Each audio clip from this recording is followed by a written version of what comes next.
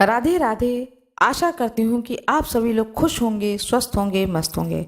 कोई भी कथा जब कही जाती है तो सबसे पहले भगवान गणेश की कथा अवश्य सुननी चाहिए। तो मैं सबसे पहले भगवान गणेश की कथा सुनाने जा रही हूँ। भगवान गणेश की जय हो, माता पार्वती की जय हो, भोले बाबा की जय हो।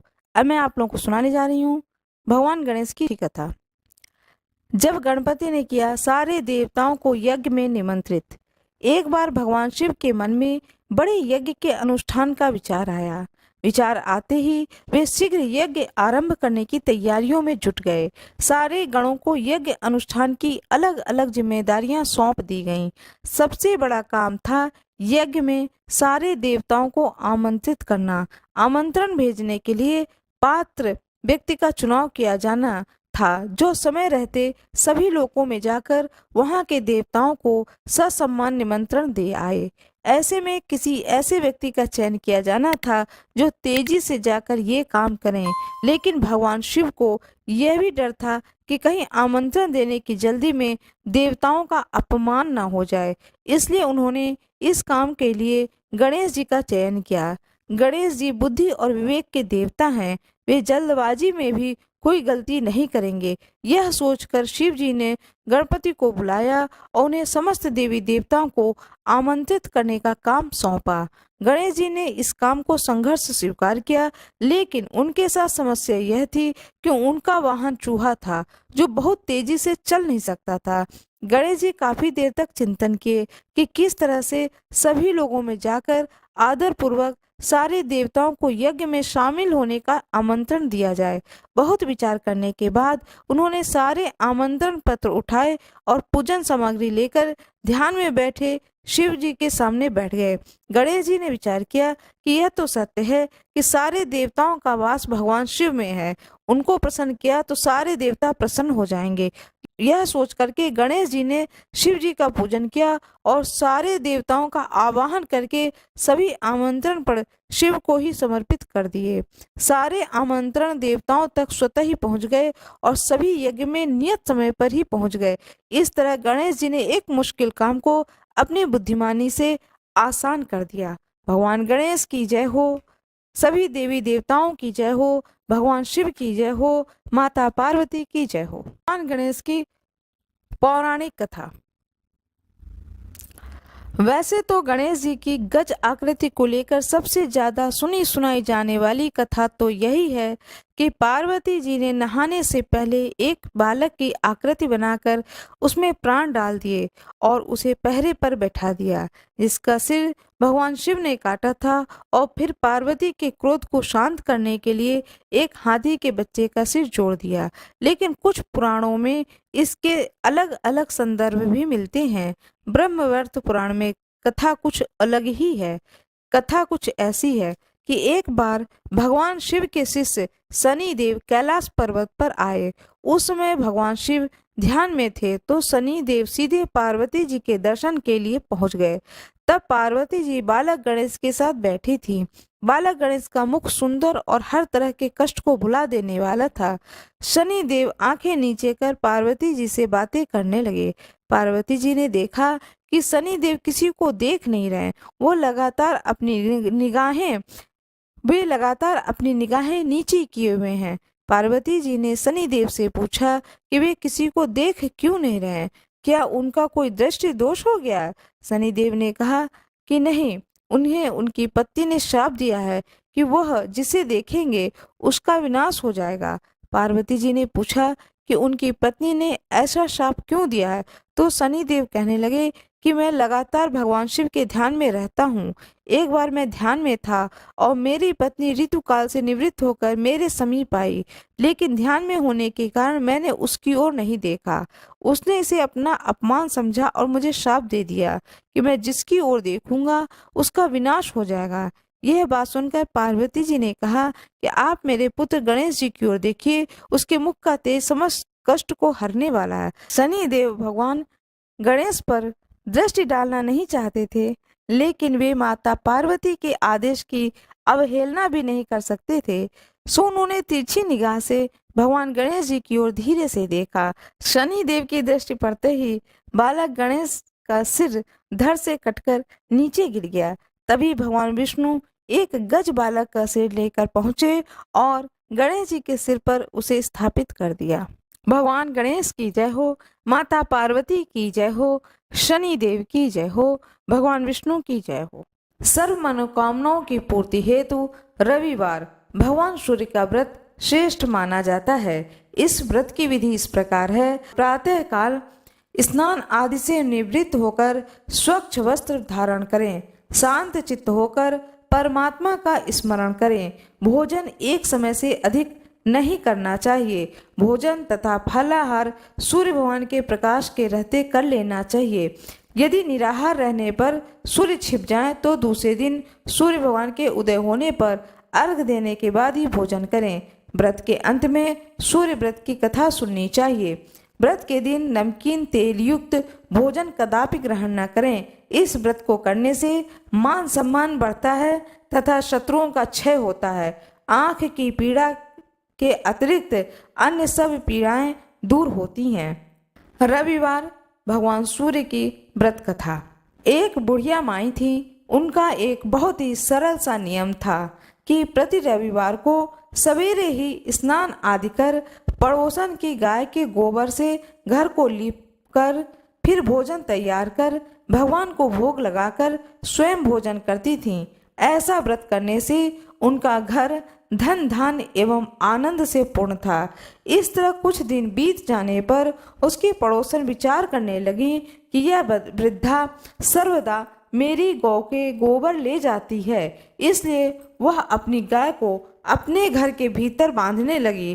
बुढ़िया को गोबर न मिलने से रविवार के दिन वह अपने घर को न लीप सकी, इसलिए उसने न तो भोजन बनाया और न ही भगवान को भोग लगाया तथा स्वयं भी उसने भोजन नहीं किया। इस प्रकार उसने निराहार व्रत किया। रात हो गई, वह भूखी सो गई।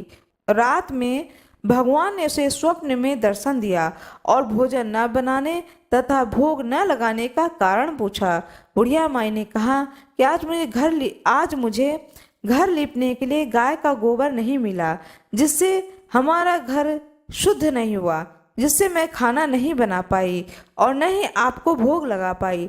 तब भगवान ने कहा कि माता, हम तुमको ऐसी गाय देते हैं जिससे सभी इच्छाएं पूर्ण होती हैं, क्योंकि तुम हमेशा रविवार को गाय के गोबर से घर लीपकर भोजन बनाकर मेरा भोग लगाकर खुद भोजन करती हो। इससे मैं खुश होकर तुमको यह वरदान देता हूँ तथा अंत समय में मोक्ष देता हूँ। स्वप्न में ऐसा वरदान देकर भगवान अंतर ध्यान हो गए और जब वृद्धा की आंख खुली तो वह देखती है कि आंगन में एक अति सुंदर गाय और बछड़ा बंधे हुए हैं।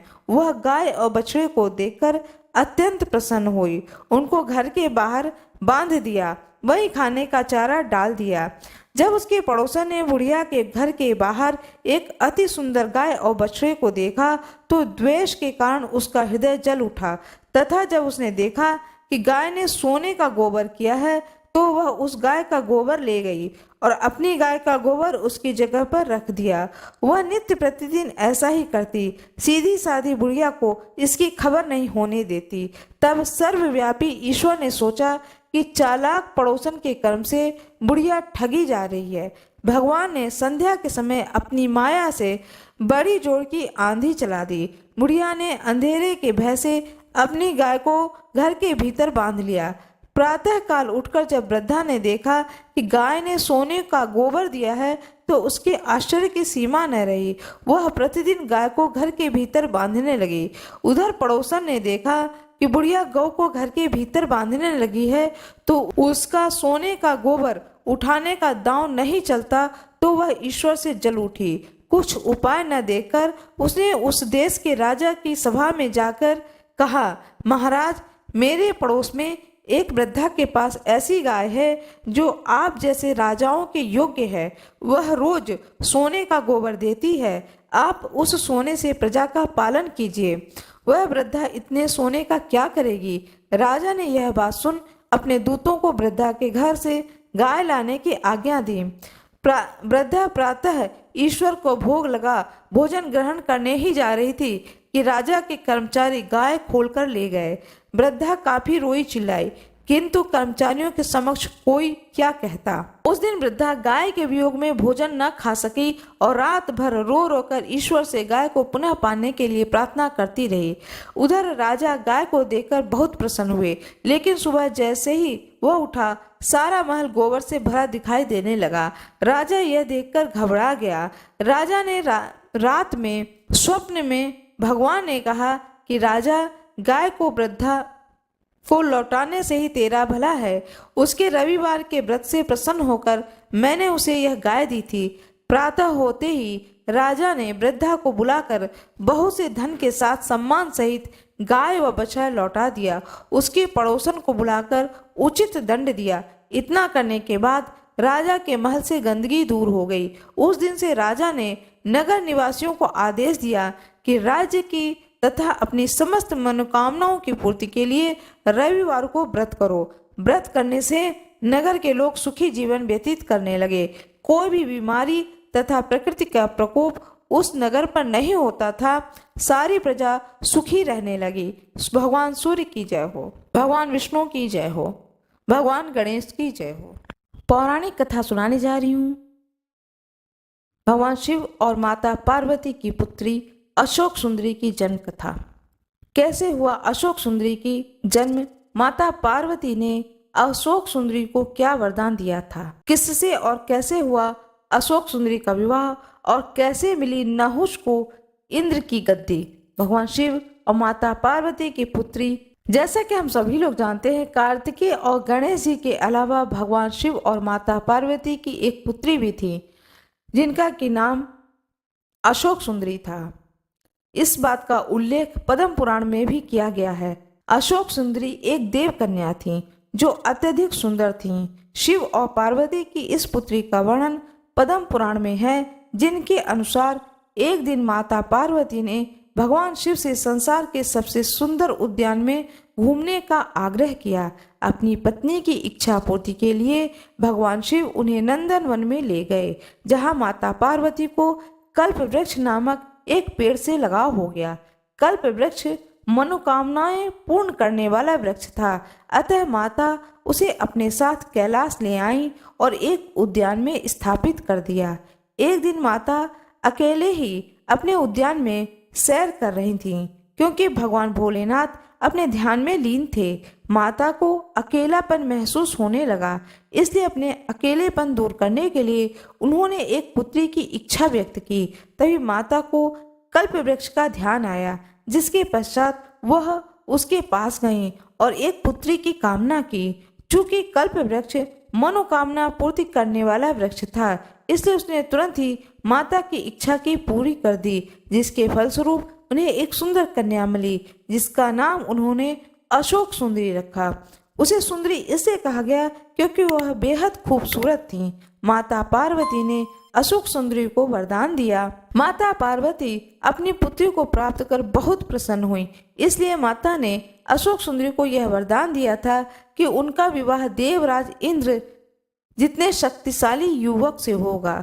अशोक सुंदरी का विवाह ऐसा माना जाता है कि चंद्रवंशीय नहुष के साथ होना तय था। एक बार अशोक सुंदरी अपनी सखियों के संग नंदन वन में विचरण कर रही थीं। तभी वहां हुंड नामक एक राक्षस आया। वह अशोक सुंदरी पर मोहित हो गया, उससे विवाह करने का प्रस्ताव रख दिया। तब अशोक सुंदरी ने उसे भविष्य में उसके पूर्व नियत विवाह के संदर्भ में बताया। यह सुनकर हुंड क्रोधित हो उठा। उसने कहा कि वह नहुष का वध करके उससे विवाह करेगा। राक्षस की दृढ़ता देखकर अशोक सुंदरी ने उसे श्राप दिया कि उसकी मृत्यु उसके पति के हाथों से ही होगी। तब उस दुष्ट राक्षस ने नहुष को ढूंढने निकल पड़ा और उसका अपहरण कर लिया। जिस समय हुंड ने नहुष को अगवा किया था, उस वक्त वह बालक थे। राक्षस की एक दासी ने किसी तरह राजकुमार को बचाया और ऋषि वशिष्ठ के आश्रम में ले आई, जहां उसका पालन पोषण हुआ। जब राजकुमार बड़े हुए तब उन्होंने हुंड का वध कर दिया, जिसके पश्चात माता पार्वती और भोलेनाथ के आशीर्वाद से उनका विवाह अशोक सुंदरी के साथ संपन्न हुआ। बाद में अशोक सुंदरी को ययाति जैसा वीर पुत्र और 100 रूपवान कन्याओं की प्राप्ति हुई। इंद्र के घमंड के कारण उन्हें श्राप मिला कि उनका पतन होगा और उनके अभाव में नहुष को अस्थायी रूप से स्वर्ग की गद्दी दी जाएगी। इसके बाद भगवान इंद्र को पुनः उनकी गद्दी वापस मिल जाएगी। भगवान शंकर की जय हो, माता पार्वती की जय हो, अशोक सुंदरी की जय हो, भगवान गणेश की जय हो। आज मैं आप लोगों को एक पौराणिक कथा सुनाने जा रही हूँ। श्राद्ध में भगवान श्री राम अपनी पत्नी सीता जी के साथ में पिता दशरथ जी का श्राद्ध करने गया धाम पहुँचे थे। वह पौराणिक कथा सुनाने जा रही हूँ। भगवान श्री राम अपनी पत्नी सीता जी के साथ में पिता दशरथ का श्राद्ध करने गया धाम पहुँचे। श्राद्ध कर्म करने के लिए आवश्यक सामग्री लाने के लिए भगवान राम अपने भाई लक्ष्मण के साथ चले गए। तब तक राजा दशरथ की आत्मा ने पिंड की मांग कर दी। फाल्गुन नदी तट पर अकेले बैठी सीता जी अत्यंत असमंजस में पड़ गईं। माता सीता जी ने फाल्गुन नदी, गाय, वटवृक्ष और केतकी के फूल को साक्षी मानकर पिंडदान कर दिया। जब भगवान श्री राम आए तो उन्हें पूरी कहानी सुनाई, परंतु भगवान राम को विश्वास नहीं हुआ। जिन्हें साक्षी मानकर पिंडदान किया था उन सबको सामने लाया गया। पंडा, फल्गु नदी, गाय और केतकी के फूल ने झूठ बोल दिया, परंतु अक्षयवट ने सत्यवादिता का परिचय देते हुए माता की लाज रख ली। इससे क्रोधित होकर माता सीता ने फल्गु नदी को श्राप दे दिया कि तुम सदा सूखी रहोगी, जबकि गाय को मैला खाने का, जूठा खाने का श्राप दे दिया। केतकी के फूल को पितृ पूजन में निषेध किया गया। बट वृक्ष पर प्रसन्न होकर के सीता जी ने उसे सदा दूसरों की छाया प्रदान करने के व लंबी आयु का वरदान दिया। फिर उन्होंने अपने ससुर दशरथ जी को मणिमन प्रणाम करके उन्हें निमंत्रण दिया कि कृपया आप आएं और बताएं अपने पुत्र राम जी को कि मैंने आपको पिंड दान किया है। तब स्वयं दशरथ जी आए और धरती के नीचे से अपने दोनों हाथ को बाहर निकाले। वह आज भी पत्थर के रूप में 2 हाथ जमीन से निकले हुए हैं। उस स्थान को विष्णुपद कहा जाता है। स्वयं साक्षी बने दशरथ जी कि हाँ, माता सीता ने उन्हें पिंडदान किया है।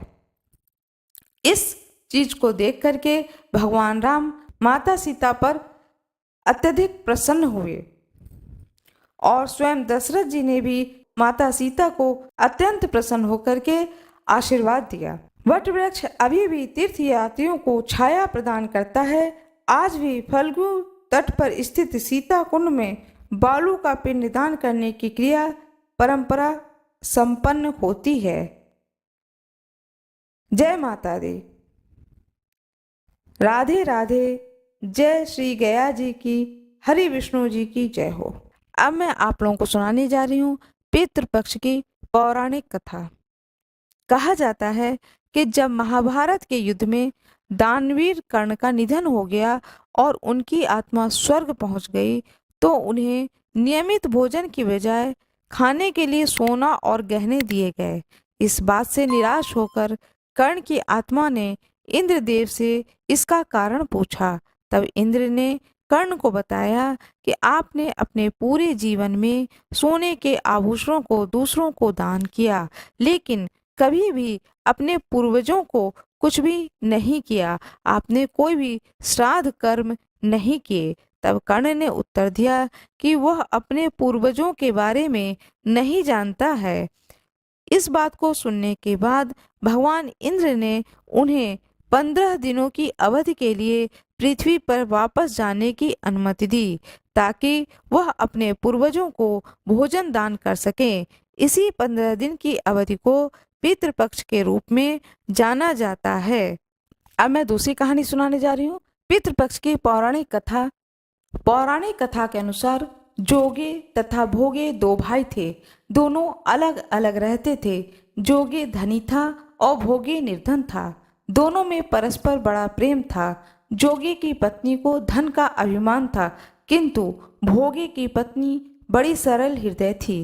पितृपक्ष आने पर जोगी की पत्नी ने उससे पितरों का श्राद्ध करने के लिए कहा, तो जोगी इसे व्यर्थ का कार्य समझकर टालने की चेष्टा करने लगा, किंतु उसकी पत्नी समझती थी कि ऐसा नहीं करेंगे तो लोग बातें बनाएंगे।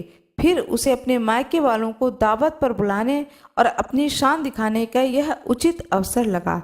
अतः वह बोली कि आप शायद मेरी परेशानी की वजह से ऐसा कह रहे हैं, किंतु इसमें मुझे कोई परेशानी नहीं होगी। मैं भोगी की पत्नी को बुला लूंगी, दोनों मिलकर सारा काम कर लेंगे। फिर उसने जोगे को अपने पीहर न्योता देने के लिए भेज दिया। दूसरे दिन उसके बुलाने पर भोगे की पत्नी सुबह सवेरे आकर काम में जुट गई। उसने रसोइये तैयार किए, अनेक पकवान बनाए, फिर सभी काम निपटाकर अपने घर आ गई। आखिर उसे भी तो पितरों का श्राद्ध तर्पण करना था। इस अवसर पर न जोगी की पत्नी ने उसे रोका, न वह रुकी। शीघ्र ही दोपहर हो गई। पितर भूमि पर उतरे। जोगे भोगे के पितर पहले जोगे के यहाँ गए तो क्या देखते हैं कि उसके ससुराल वाले वहाँ भोजन पर जुटे हुए हैं। निराश होकर वे भोगे के यहाँ आए। वहाँ क्या था, मात्र पितरों के नाम पर अगियारी दे दी गई थी। पितरों ने उसकी राख चाटी। भूखे ही नदी के तट पर जा पहुँचे। थोड़ी देर में सारे पितर इकट्ठा हो गए और अपने अपने यहाँ के श्राद्धों की बड़ाई करने लगे। जोगे भोगे के पितरों ने अपनी आप बीती सुनाई। फिर वह सोचने लगे कि अगर भोगे समर्थ होता तो शायद उन्हें भूखा न रहना पड़ता, मगर भोगे के घर में तो 2 जून की रोटी भी खाने को नहीं थी। यही सब सोचकर उन्हें भोगे पर दया आ गई। अचानक वे नाच नाच कर गाने लगे, भोगे के घर धन हो जाए, भोगे के घर धन हो जाए। सांझ होने की हुई। भोगे के बच्चे को कुछ भी खाने को नहीं मिला था। उन्होंने माँ से कहा, भूख लगी है। तब उन्हें टालने की गरज से भोगे की पत्नी ने कहा कि जाओ, आंगन में हौदी औंधी रखी है, उसे जाकर खोल लो, जो कुछ मिले बांट कर खा लेना। बच्चे वहां पहुंचे तो क्या देखते हैं कि हौदी मोहरे से भरी पड़ी है। वे दौड़े दौड़े माँ के पास पहुंचे और उसे सारी बात बताई। आंगन में आकर भोगी की पत्नी ने यह सब कुछ देखा तो वह हैरान रह गई। इस प्रकार भोगे भी धनी हो गया, मगर धन पाकर वह घमंडी नहीं हुआ। दूसरे साल का पितृपक्ष आया। श्राद्ध के दिन भोगी की पत्नी ने 56 प्रकार के व्यंजन बनाए। ब्राह्मणों को बुलाकर श्राद्ध किया, भोजन कराया, दक्षिणा दी। जेठ जिठानी को सोने चांदी के बर्तन में भोजन कराया। इससे पितर बड़े प्रसन्न तथा तृप्त हुए। जिस प्रकार जोगे भोगे के पितर प्रसन्न हुए, उसी तरह से सभी के पितर सभी पर प्रसन्न हों और अपने बच्चों को आशीर्वाद दें, जिससे कि उनके घर में पुत्र पौत्र धन धान्य भरा रहे। पितृदेव की जय हो, कुल देवी की जय हो, कुल देवता की जय हो, इष्ट भगवान की जय हो। एक गांव में एक बूढ़ी रहती थी, साथ में उसका एक पोता रहता था और उनके कोई भी सगे संबंधी न होने के कारण वह जो बूढ़ी माता जी थी, वह अपने पोते का लालन पालन करने के लिए लोगों के घर में बर्तन धुलना या कोई भी व्यक्ति कोई भी काम बता देता था उसके सामर्थ्य के अनुसार, तो वह बूढ़ी माता उन सब के काम को कर देती थी, जिससे कि मेरे उदर की पूर्ति हो, साथ में मैं अपने पोते का भी लालन पालन कर सकूं। वह पोता जिस स्कूल में पढ़ता था, उस स्कूल में एक आयोजन हुआ, कार्यक्रम हुआ। उस कार्यक्रम के तहत हर एक बच्चे को कुछ न कुछ अपने घर से लेकर आना था। वह जो बालक था उसको बोला गया कि तुम अपने घर से 1 लीटर दूध लेकर आओ। वह बालक अपने घर आया और अपनी दादी से कहा, दादी आज स्कूल में 1 लीटर दूध मंगाया गया है, जो कि लेकर मुझे कल जाना है, स्कूल में खीर बनेगा। दादी ने कहा ठीक है। वह बूढ़ी माता भगवान गणेश की बहुत बड़ी भक्त थी। अब उनके पास सामर्थ्य नहीं था कि वह 1 लीटर दूध स्कूल में भेज सकें, और वह मना भी नहीं कर पा रही थी अपने पोते से कि मैं 1 लीटर दूध कहाँ से लेकर आऊँगी। तो वह अपने पोते से कहती हैं दूसरे दिन सुबह कि यह लोटा लो और लेकर जाओ जंगल में। तुम कहना, हे गणेश भैया तुम आ जाओ, हे मेरे गणेश दोस्त तुम आ जाओ और इस लोटे में 1 लीटर दूध मुझे दे दो। जब वह तुम्हारा दोस्त आ जाए गणेश तो तुम्हें 1 लोटा दूध देगा, तब तुम उस दूध को लेकर के अपने स्कूल चले जाना। वह अबोध बालक अपनी दादी की बात को मान लिया। इधर दादी मन ही मन सोचती है कि यदि गणेश जी ना आए, किसी ने मदद इसकी नहीं की, तो यह बच्चा जंगल में भटक जाएगा। इस बात को सोचते सोचते वह बहुत दुखी हो जाती हैं और भगवान गणेश से प्रार्थना करती हैं कि हे गणेश भगवान मेरे पोते की मदद करना।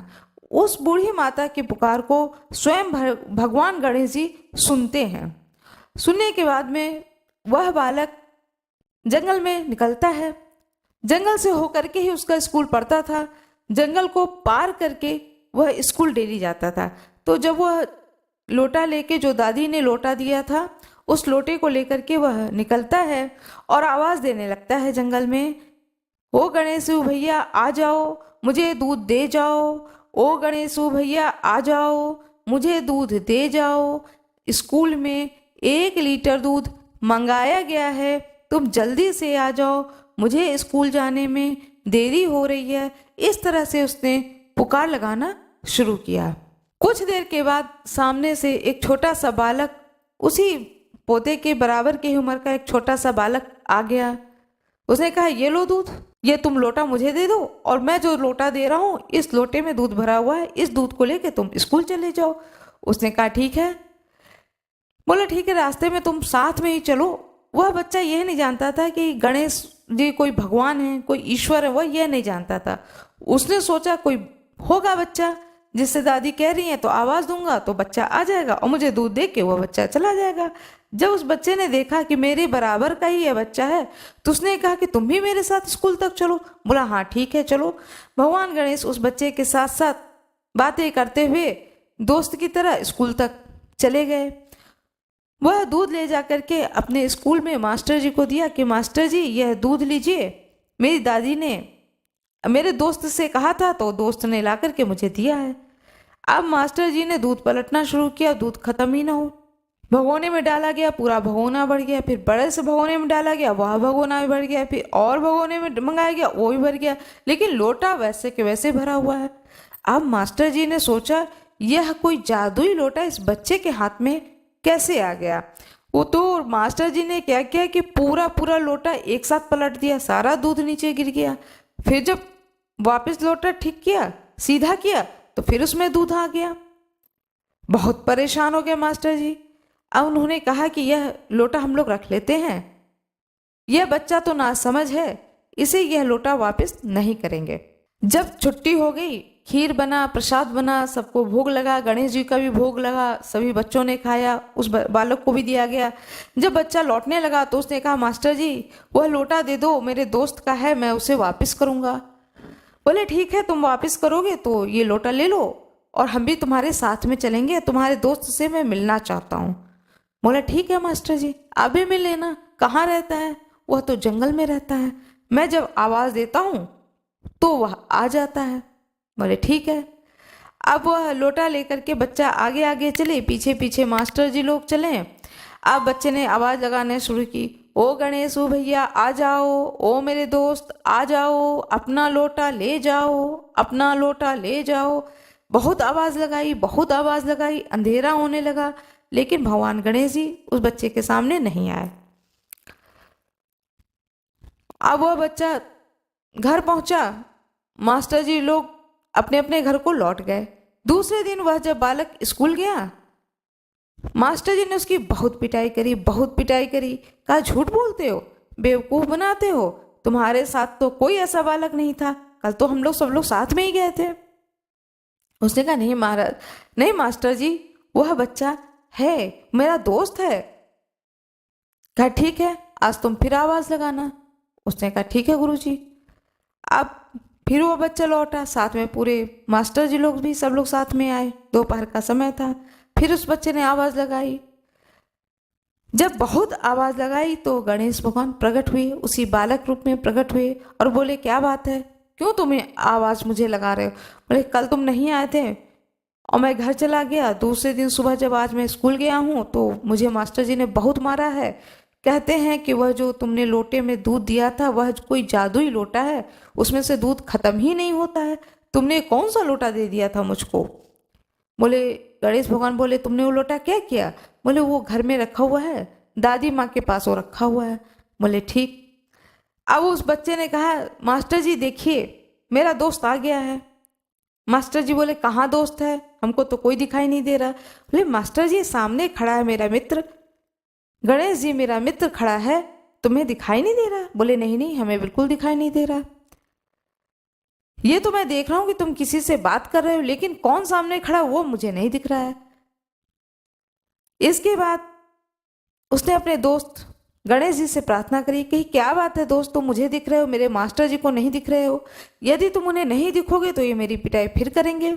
वह बालक डर गया और उसने गणेश जी से कहा भाई दिख जाओ। अब गणेश भगवान बालक के रूप में लेकिन अद्भुत अलौकिक, चेहरे पे एक विशेष तेज था उस बालक के चेहरे पर। उस तेज को देख करके जितने मास्टर जी थे, जो भी थे, टीचर्स का जो ग्रुप था, सब लोग देख करके दंग रह गए। उन लोगों ने प्रणाम किया, साष्टांग दंडवत होकर प्रणाम किया और कहा कि ऐसा अद्भुत और अलौकिक बालक तो हम लोगों ने जीवन में कभी नहीं देखा है। यह निश्चित कोई इंसान नहीं है, यह कोई देवता ही है। और प्रणाम करने के बाद में उस छोटे से बालक से भी क्षमा मांगी कि तुम्हारा मित्र सचमुच अद्भुत है, वह भगवान गणेश ही है और मैंने तुम्हारे साथ दुर्व्यवहार किया है, इसके लिए अब हम लोग तुमसे क्षमा मांगते हैं और अब हम तुम्हें कभी भी नहीं परेशान करेंगे। इस तरह से उस बालक के ऊपर और उस बूढ़ी माता के ऊपर भगवान गणेश ने जिस प्रकार से कृपा करी, वह दूध का लोटा दिया जिससे उसके घर में बहुत दूध हुए। बूढ़ी माता ने उस दूध को बहुत, अब जिस बर्तन में रखती थी वह बर्तन भर जाता था, इतना दूध वो क्या करती, तो बूढ़ी माता ने दूध बेचना शुरू किया और दूध बेच बेच करके उनके घर में धन और संपत्ति की, वैभव, यह सारी चीज़ों की प्राप्ति होने लगी। जिस प्रकार से भगवान गणेश जी ने उस बूढ़ी माता पर कृपा करी, उनके घर में धन और वैभव को दिया, उस बालक पे कृपा करी कि सभी लोग उस बालक पर प्रसन्न हो गए, उसी तरह से हर एक व्यक्ति पर भगवान गणेश की कृपा बनी रहे। मेरा ये वीडियो कैसा लगा कृपया कमेंट बॉक्स में ज़रूर बताएं। कमेंट बॉक्स में राधे राधे अवश्य लिख दें। वीडियो को लाइक करना ना भूलें। चैनल को सब्सक्राइब अवश्य कर दें। कृपया बेल आइकन ज़रूर दबा दें। जो कोई भी मेरे वीडियो पर नए हों कृपया वीडियो को लाइक ज़रूर कर दें। धन्यवाद।